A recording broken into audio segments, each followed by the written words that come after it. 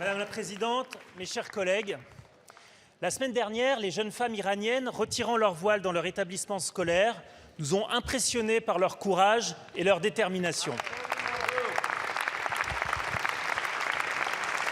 Ces actes de bravoure forcent notre admiration et nous inspirent.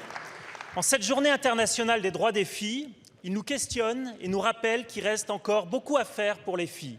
Dans le monde, une fille sur 5 a subi un viol ou une agression sexuelle et chaque année, plus de 12 millions de filles sont mariées de force, soit un mariage forcé toutes les 2 secondes.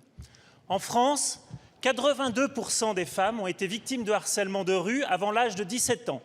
Et pour une femme sur 6, l'entrée dans la sexualité se fait par un rapport non consenti et non désiré. Ces chiffres nous le montrent, les jeunes filles sont particulièrement victimes de violences et d'agressions. Physiques ou psychologiques, ces violences laissent le plus souvent des marques indélébiles, des cicatrices qui entravent le développement des filles. Durant la précédente législature, nous avons avancé et plusieurs lois votées protègent mieux nos enfants, mais il nous reste tant à faire.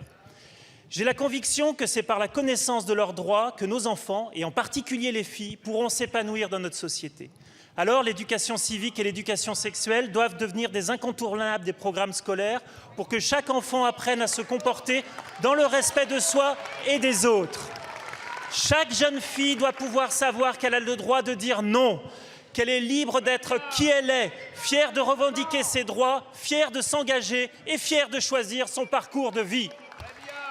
Madame la ministre, Elisabeth Rome, je souhaiterais donc connaître les prochaines étapes de votre action pour permettre à toutes les filles de notre pays d'être pleinement maîtresses de leur destin. Merci beaucoup. La parole est à Madame Isabelle Rome, ministre déléguée chargée de l'égalité entre les femmes et les hommes, de la diversité et de l'égalité des chances. Merci Madame la Présidente. Monsieur le député Erwan Balanant, un peu partout dans le monde, les cris des filles et des femmes s'élèvent aujourd'hui pour la liberté et l'égalité. En cette journée internationale de la fille, je commencerai par rappeler l'attachement indéfectible de la France aux droits des filles et des femmes.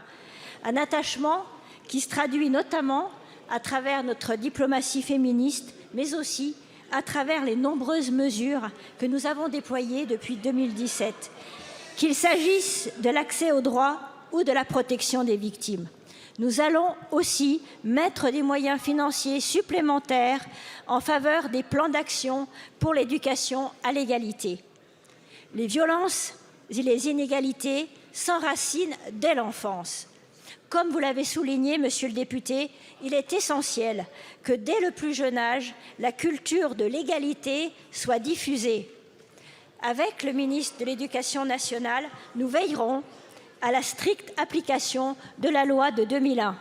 Il est nécessaire d'accompagner les chefs d'établissement et les enseignants afin qu'ils s'emparent de l'éducation à la sexualité. Et c'est à cette fin que nous irons avec Pape Ndiaye jeudi dans un établissement de la région parisienne. Mesdames et messieurs les députés, chaque fille a le droit à une vie sans violence, chaque fille a le droit à l'égalité, chaque fille doit avoir voix au chapitre. C'est le combat de ce gouvernement et de la majorité. Je vous remercie.